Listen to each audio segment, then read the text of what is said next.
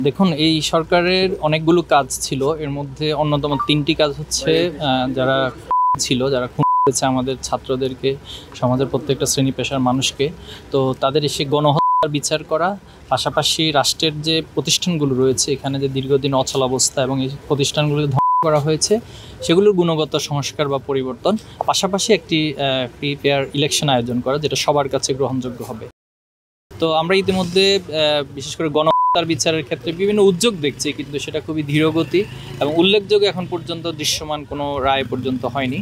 তো আমরা আশা করব সেটা করবে। পাশাপাশি সেকেন্ড যেটা সংস্কারের উদ্দেশ্যে ঐক্যমত গঠন করা হয়েছে এবং জুলাই সনদে দীর্ঘদিন আলোচনা করে এই সনদ তৈরি করা হয়েছে। আমরা দেখেছি রাজনৈতিক দলগুলো সেখানে স্বাক্ষরও করেছে, কিন্তু দুর্ভাগ্য এবং খুব আশ্চর্যের বিষয় হলো সেই সনদ যখন আইনি ভিত্তি দেওয়ার প্রশ্ন আসছে, তখন অনেক রাজনৈতিক দলগুলো তারা সেখানে আইনি ভিত্তির পক্ষে মত দিচ্ছেন না, তারা বিভিন্ন টালবাহানা করছে।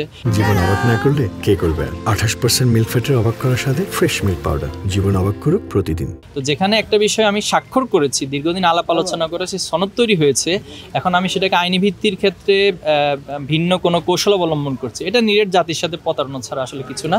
তা আমরা মনে করব সরকার এটাকে প্রক্লেমেশনের মাধ্যমে আইনি ভিত্তি দিবে, পাশাপাশি গণভোটের মাধ্যমে, যেহেতু বাংলাদেশে ইতিপূর্বে অনেকগুলো গণভোট হয়েছে এবং এই গণভোটের মধ্যে দিয়ে এটা সাধারণ মানুষের আকাঙ্ক্ষার প্রতিফলন এবং স্থায়িত্ব লাভ করবে। শিবির নবীন বড় এবং ক্যারিয়ার গাইডলাইন প্রোগ্রাম, এটা জাহাঙ্গীরনগর বিশ্ববিদ্যালয়ের শুধুমাত্র সারা দেশের প্রত্যেকটি ক্যাম্পাসে আমরা এই আয়োজনগুলো করছি।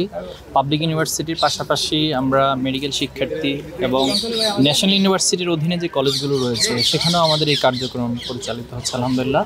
এই সবগুলো প্রোগ্রামের মধ্য দিয়ে আমরা নবীনদেরকে তাদের দায়িত্ব বোধ সম্পর্কে সচেতন করার চেষ্টা করছি।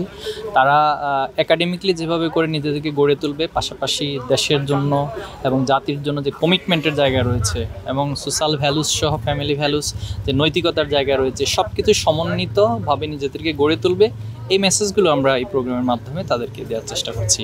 এবং বিগত সময়ে যে রাজনীতি হয়েছে, সেই রাজনীতির উত্তরণ করে আমরা যেন একটি সুন্দর, নির্মল এবং উদার রাজনীতি প্রত্যেকটা ক্যাম্পাসে গড়ে তুলতে পারি এবং এর মধ্য দিয়ে বাংলাদেশের শিক্ষার্থীরা আগামী দিনে দেশকে নেতৃত্ব এবং দেশকে গড়ার জন্য নিজেদের জায়গা থেকে যে কন্ট্রিবিউশন সেটা রাখবে,